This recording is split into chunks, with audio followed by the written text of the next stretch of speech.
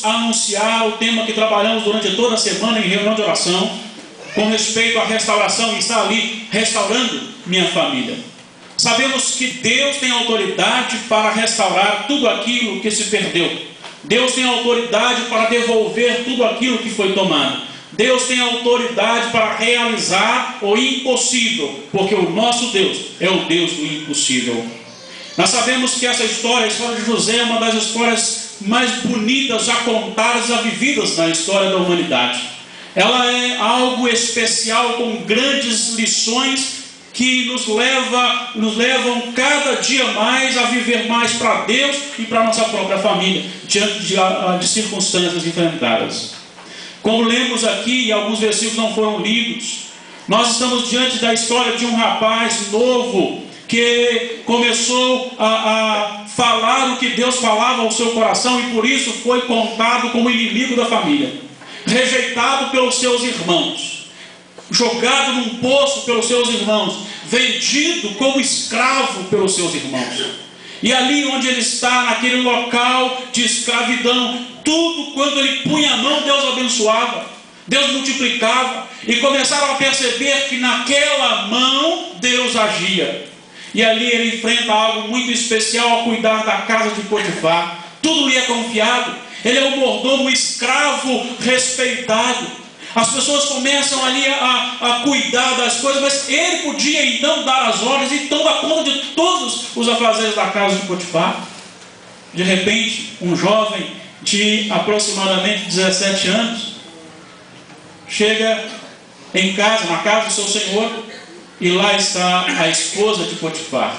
E vou dizer uma coisa para vocês, tenho certeza que ela era bonita. Sabe por quê?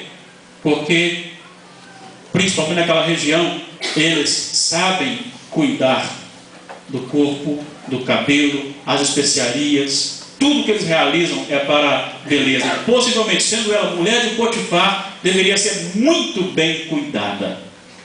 E ele, com 17, talvez 18 ou 20, não sei quanto tempo depois que ele foi para o Egito, nós sabemos que ele depara com uma mulher se oferecendo. Parece o Brasil, né? Com uma mulher se oferecendo. E não tinha ninguém por perto. Ele ainda jovem, ele longe do pai, ele longe da mãe, ele longe dos irmãos, ele longe da pátria. Agora ele tem a oportunidade de satisfazer a sua paixão carnal e quem sabe até se vingar daqueles que o colocaram como escravo e que o escravizavam ali. Mas ele toma uma decisão de dizer: não, eu não posso fazer isso, eu temo a Deus, eu respeito o meu Senhor. Mas aquela mulher, então, para se vingar, o que ela fez? Ela tentou agarrá-lo, e quando ele saiu, ela segurou pela veste, e uma das vestes ficou na sua mão, e ela então inverteu a situação. Ela gritou e disse: olha, esse moço está querendo me agarrar. É lógico, Potifar jogou para a masmorra, mas é claro que ele não jogaria. E José então foi preso. Mas diz a palavra de Deus que ali também, onde ele estava preso, tudo que ele fazia, Deus abençoava.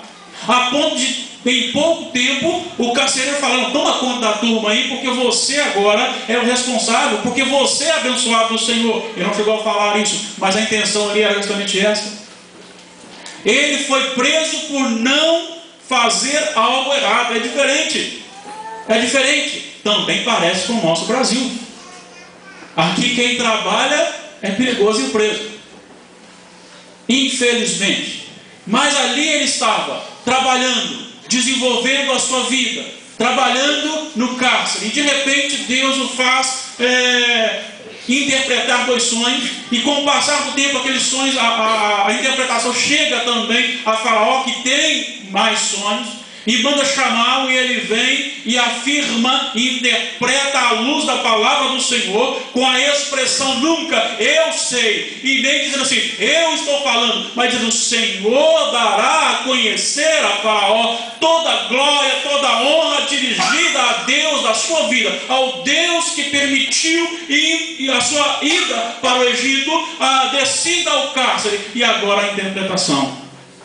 Ele interpreta os sonhos de Faraó dizendo: olha, na verdade, os seus sonhos significam, vou dar apenas o significado dos sonhos, significam 5 ou 7 anos de fartura, de muita fartura, e depois 7 anos de grande escassez. Então, pode chamar aí o mais sábio e colher tudo que você pode colher e armazenar nesses 7 anos, porque depois vem mais 7 anos de fome e você precisa desse mantimento. E Faraó naquele momento, é claro que Faraó não queria fazer isso nunca, claro que não, um escravo, mas Deus fez Faraó falar, fez Faraó pensar e fez Faraó colocar José como governador do Egito. Ele tinha agora autoridade sobre todas as coisas. Ele comprava de quem queria, ele vendia se quisesse, ele fazia todas as coisas segundo a sua própria vontade. E ali diante da glória maior, ele percebe quando chega alguns e ele olha e diz: esses são os meus irmãos. E ele então faz toda uma estratagema para se dar a conhecer.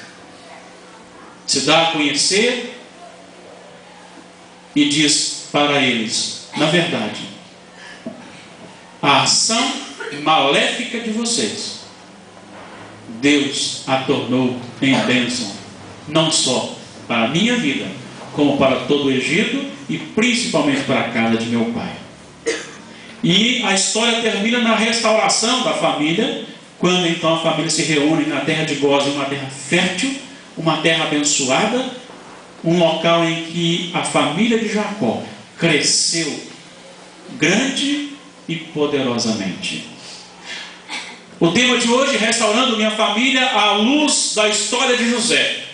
Eu quero então destacar algumas lições práticas da vida deste jovem homem de Deus, para que você possa aplicar também na sua vida, aplicando também na minha vida, para que a nossa família possa ser restaurada no Senhor.